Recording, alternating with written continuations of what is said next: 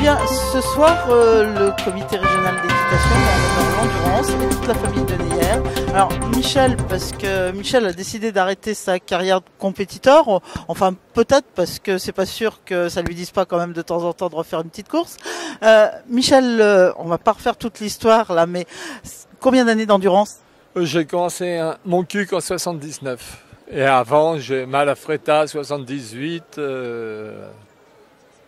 77, 78. 78, l'endurance était interdite à Malafretta et officiellement on n'en faisait plus tout en faisant malgré tout.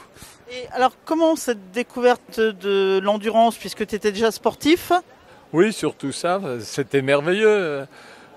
Carrière en tant qu'athlète, c'est assez limité. 30-35 ans, c'est terminé. Alors que après, j'ai eu une seconde carrière de compétition et elle s'arrête à 75 ans.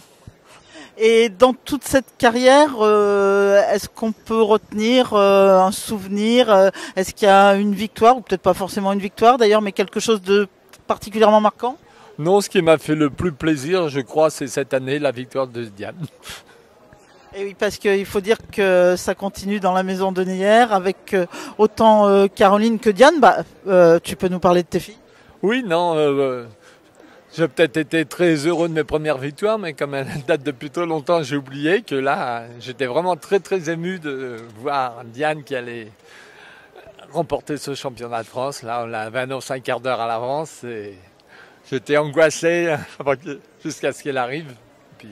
Puis c'était merveilleux, gagner avec 18 minutes d'avance en plus, il faut le faire.